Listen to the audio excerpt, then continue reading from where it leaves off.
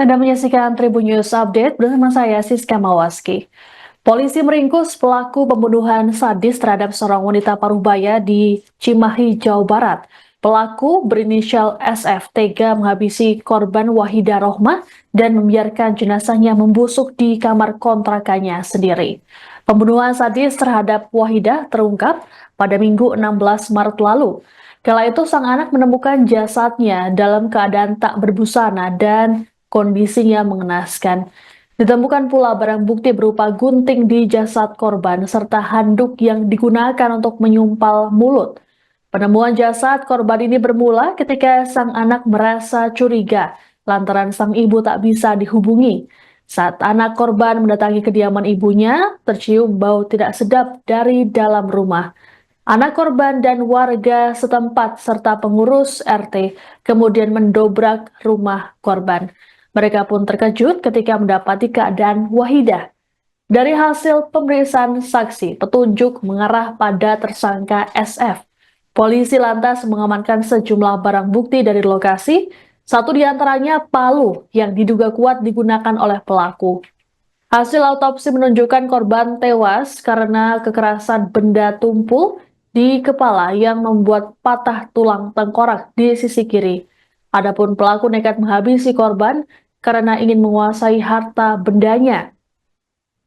Atas perbuatannya, pelaku dijerat dengan pasal 339 atau pasal 338 atau pasal 365 ayat 2 ke 4 KUHP dengan ancaman pidana maksimal 20 tahun penjara. Kita akan menyampaikan rilis terkait adanya tindak pidana pembunuhan disertai dengan delik atau pencurian dengan kekerasan yang menyebabkan hilangnya nyawa seseorang.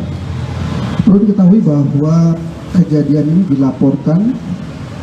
diketahui pada tanggal 17 Maret 2025, di mana pada saat itu yang menemukannya adalah keluarga dari korban.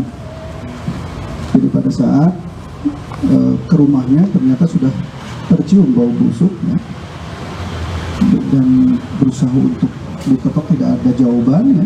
Akhirnya menghubungi setempat, kemudian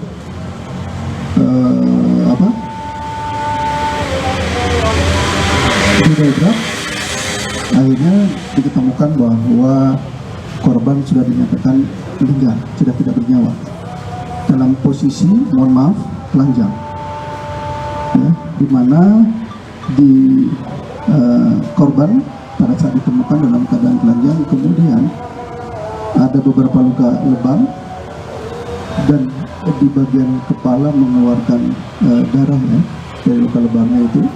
Kemudian juga ada gunting yang masih menancap di leher, kemudian mulutnya pun masih tersumpal oleh handuk.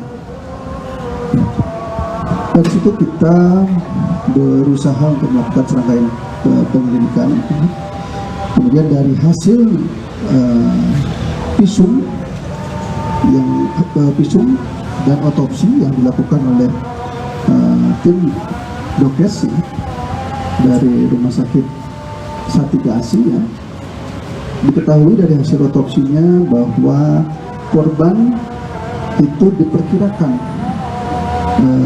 waktu kematiannya antara 72 sampai dengan 96 jam sebelum ditemukan. Download Tribun X sekarang, menghadirkan lokal menjadi Indonesia.